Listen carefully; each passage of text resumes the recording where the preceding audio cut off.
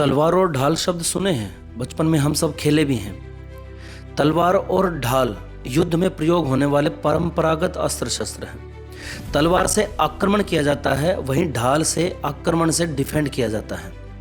इसलिए कोई भी योद्धा केवल तलवार लेकर युद्ध में नहीं जाता, बल्कि उसके लिए ढाल भी उतनी ही तलवार जितनी महत्वपूर्ण है, क्योंकि ढाल योद्धा को तलवार के साथ साथ भाले और तीर आदि के अटैक से भी बचाता है।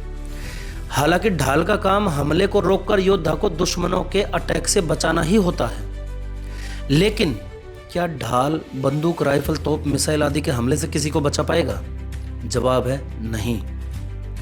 ढाल सिर्फ परंपरागत युद्ध में ही बचाव के काम आता है। राइफल, तोप, मिसाइल आदि के हमले से बचाव के लिए बुलेट प्रूफ जैकेट, बख्तरबंद गाड़ियां, इंटरसेप्टिव मिसाइल और ड्रोन जैसी दूसरी चीजों का इस्तेमाल ढाल के रूप में किया जाता है। कहने का मतलब है कि हमले का तरीका जैसे जैसे बदलता है, डिफेंस का तरीका उसी अनुपात में बदलना आवश्यक है। यही युद्ध का नियम है और यही विकासवाद है। क्योंकि अगर आज के बंदूक, राइफल, मिसाइल युद्ध में कोई सेना हाथ में लोहे की ढाल लेकर लड़ने के लिए पहुंच जाए तो ना सिर्फ वो युद्ध हार जाएगी बल्कि अपनी जान से भी जाएगी। इसलिए डिफेंस प्रणाली हमेशा से ही सामने वाले के अटैक के अनुरूप होनी चाहिए। जब हम सामने नजर दौड़ाते हैं तो देखते हैं उनका हर प्यादा अपने काम में, अपने मकसद में मुस्तैद है। जो जहां है, जिस काम में है, वहीं से अपना मकसद आगे बढ़ा रहा है। उनका उपराष्ट्रपति जैसे पद पर बैठकर सहिष्णुता बता रहा है। जो फिल्म लाइन में है वे my name is Khan, I am not a terrorist ऐसी बातें कर रहे हैं।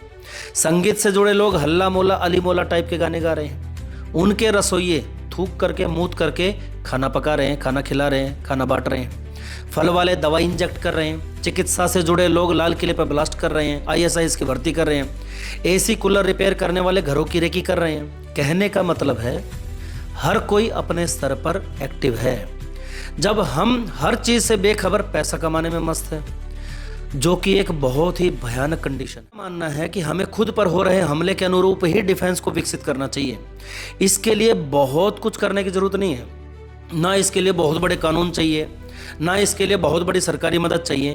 पहले उनके हमलों के पैटर्न को ध्यान से देखो। उनमें जो जहां है वहीं से अपने स्तर पर अपने मकसद को आगे बढ़ा रहा है। हम भी उसी के अनुरूप अपना डिफेंस कॉपी कर लें। हमारे भी जितने भी लोग जहां और जिस पोजीशन में हैं वहीं से अपना कार्य अंजाम देना शुरू कर दें।